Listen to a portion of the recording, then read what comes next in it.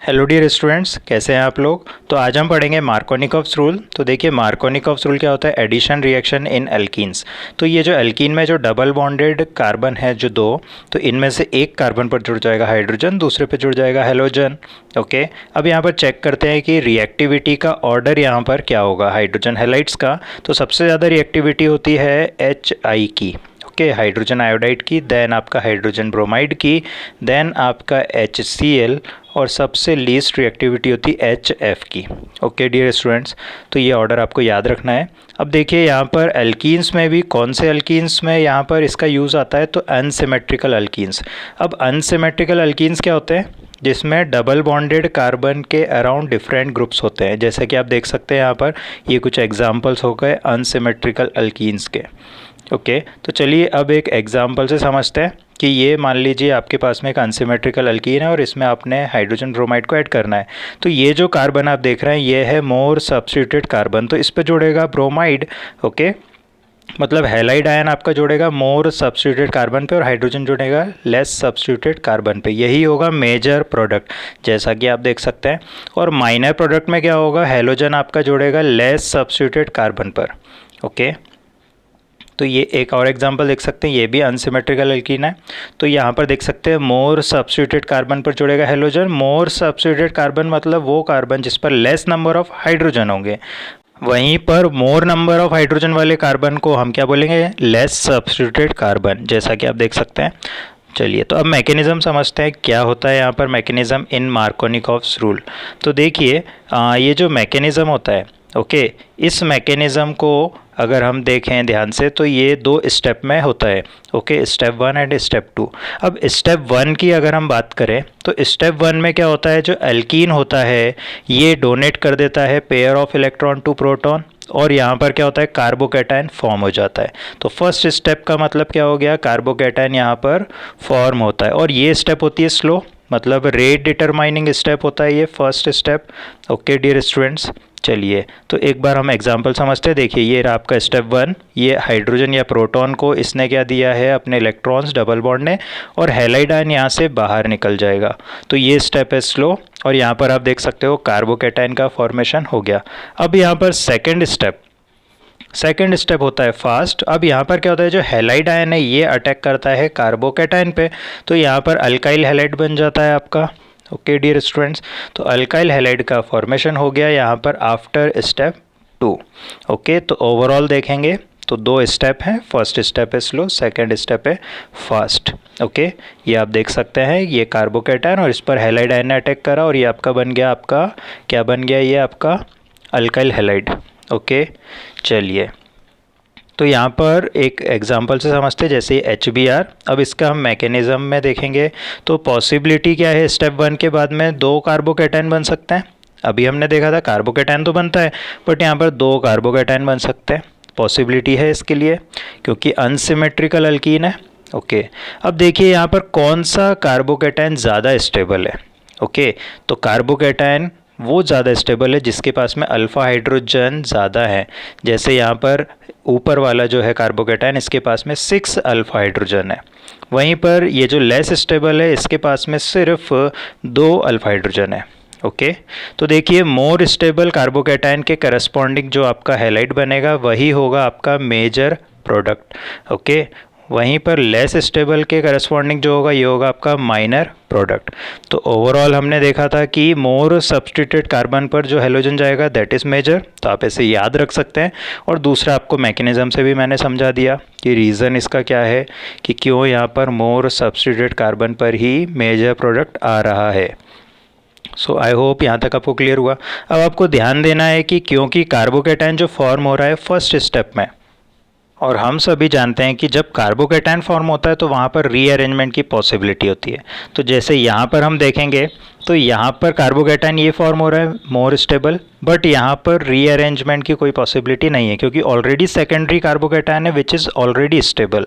Okay, but कुछ case हो सकते हैं, जैसे ये यहाँ पर अगर हम देखें तो यहाँ पर अगर H पॉजिटिव ऐड होगा तो ये कार्बोकैटायन है सेकेंडरी, और इसके पास में जो हाइड्रोजन है अगर वो 1,2 हाइड्रेट शिफ्ट कर ले तो पॉसिबिलिटी है कि टर्शरी कार्बोकेटायन बनेगा which is more stable than secondary carbocation. So अगर आपने रीअरेंजमेंट अच्छे से पढ़ा होगा तो आप समझ जाएंगे कि यहाँ पर रीअरेंजमेंट डेफिनेटली होगा। ओके तो यहाँ पर देख सकते हो 1,2 हाइड्रेट शिफ्ट होने के बाद में ये जो कार्बोकेटायन है ये यहाँ पर आपका 1,2 हाइड्रेट शिफ्ट होने के बाद में ये कार्बोकेटायन आपका बन जाएगा। ओके ये आप देख सकते हो 1,2 हाइड्रेट शिफ्ट हो गया है। ओके सो ये टर्शरी कार्बोकेटायन यहाँ पर बन जाएगा जैसा कि आप देख सकते हो। ओके डियर स्टूडेंट्स, अब यहाँ पर क्या हो जाएगा CH2 क्योंकि हाइड्रोजन एक शिफ्ट हो गया है H- के फॉर्म में और ये आपका CH3 एज इट इज़। चलिए अब इसके करेस्पॉन्डिंग जो आपका प्रोडक्ट बनेगा वही आपका मेजर प्रोडक्ट होगा। तो यहाँ पर आप देखिए ये सेकेंडरी कार्बोकेटायन और सेकेंडरी कार्बोकेटायन से ज़्यादा स्टेबल होता है कौन सा, टर्शरी कार्बोकेटायन। तो दैट्स वाई यहाँ पर क्या होगा, रीअरेंजमेंट होगा। ओके डियर स्टूडेंट्स, तो अब आपको मुझे लगता है समझ में आ गया होगा कि क्यों यहाँ पर रीअरेंजमेंट हो रहा है, क्योंकि कार्बोकेटायन यहाँ पर इंटरमीडिएट या फिर मैकेनिज्म में बन रहा है। ओके तो आपको ये याद रखना है। अब आप देख सकते हो टर्शरी कार्बोकेटायन में कितने अल्फा हाइड्रोजन है, 8 हैं। वहीं पर सेकेंडरी में कितने अल्फा हाइड्रोजन है, सिर्फ 4 अल्फा हाइड्रोजन है। ओके डियर स्टूडेंट्स, चलिए तो अब यहाँ पर आप देख सकते हो ये कार्बोकेटायन के करस्पॉन्डिंग हमारा अल्काइल हैलाइड बन जाएगा टर्शरी कार्बोकेटायन के करस्पॉन्डिंग। तो यही हमारा ओवरऑल जो हमने क्वेश्चन लिया था उसका मेजर प्रोडक्ट आ जाएगा। तो यहाँ तक उम्मीद करता हूँ आपको क्लियर हो गया होगा। चलिए अब एंटी मार्कोनिकॉव्स रूल क्या होता है इसको समझते हैं। तो एंटी मार्कोनिकॉव रूल को खराश इफेक्ट भी बोलते हैं।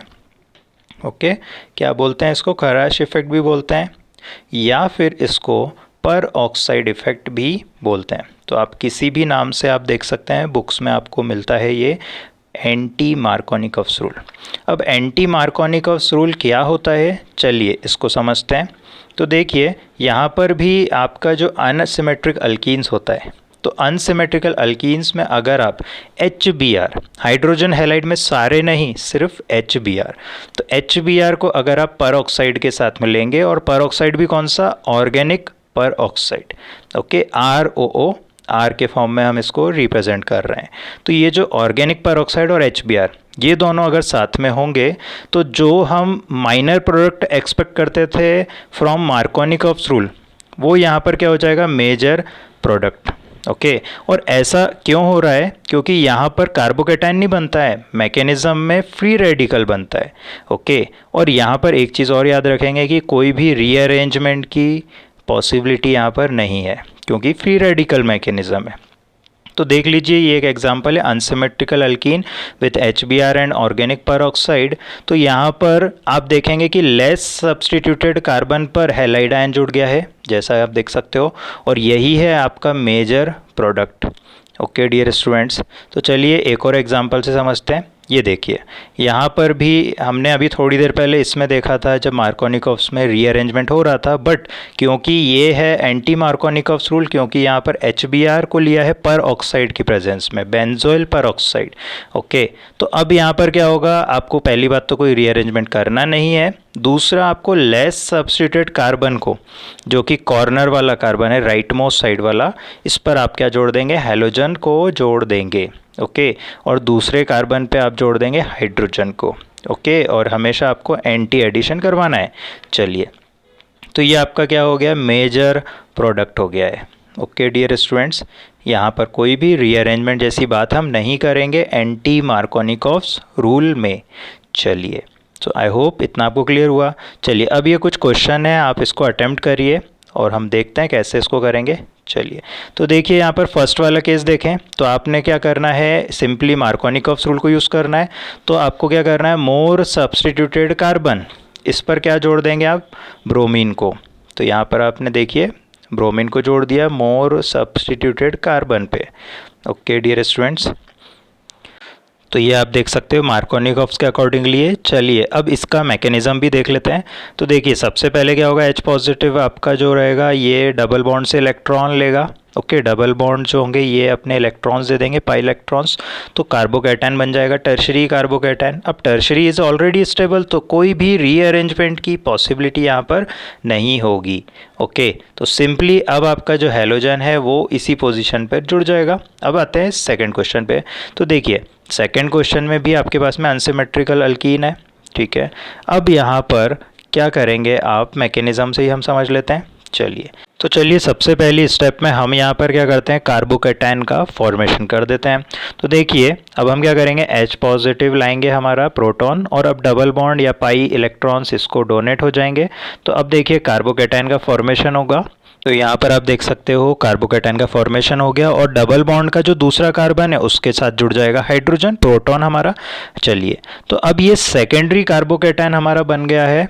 ओके, अब क्या यहाँ पर कोई पॉसिबिलिटी है, तो हमने देखा पास वाले कार्बन पर हमारे पास एक हाइड्रोजन है, तो 1-2 हाइड्रेट शिफ्ट की पॉसिबिलिटी डेफिनेटली है, क्योंकि इससे फ़ायदा क्या होगा कि हमारा अब जो बनेगा वो टर्शरी कार्बोकैटायन बन सकता है।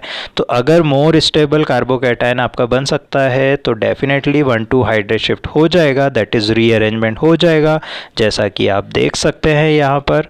अब यहाँ पर जो कार्बोकैटायन है वो बन चुका है टर्शरी कार्बोकैटायन। ओके, तो ये आपका है टर्शरी कार्बोकैटायन। तो आप देख सकते हो अब आपका जो फाइनल आंसर होगा वो होगा according to this tertiary carbocation, मतलब इसी के करस्पॉन्डिंग जुड़ जाएगा आपका क्या, ब्रोमीन। ओके, तो ये आपका अल्काइल ब्रोमाइड आपका फाइनल बन चुका है। तो चलिए यहाँ पर इसका आंसर लिख देते हैं जो अभी हमने डेराइव करा था मैकेनिज्म से। तो ये आपका CH3 और इसी कार्बन पर जुड़ जाएगा आपका ब्रोमीन। चलिए, तो आई होप आपको ये दोनों क्वेश्चन क्लियर हुए। चलिए एक और क्वेश्चन देखते हैं। तो देखिए ये आप डबल बॉन्ड पर फोकस करें तो अनसिमेट्रिकल अल्कीन है। चलिए अब यहाँ पर H पॉजिटिव जब ऐड होगा तो कार्बोकैटायन के 2 पॉसिबिलिटीज़ हो सकता है। ओके, तो अब जो बेंजाइलिक कार्बन पर जब पॉजिटिव आता है, मतलब बेंजाइलिक कार्बोकैटायन, तो ये ज़्यादा स्टेबल होता है, ये आप याद रखेंगे, क्योंकि यहाँ पर रेजोनेंस हो सकता है पॉजिटिव चार्ज का, तो ज़्यादा स्टेबिलिटी आ जाएगी। चलिए, तो बेंजाइलिक कार्बोकैटायन अगर बन सकता है मैकेनिज्म में तो वही होगा आपका मोर स्टेबल कार्बोकैटायन। तो इसके करस्पॉन्डिंग अब आपको क्या करना है, आपका हैलोजन जोड़ देना है अगर क्वेश्चन आता है तो।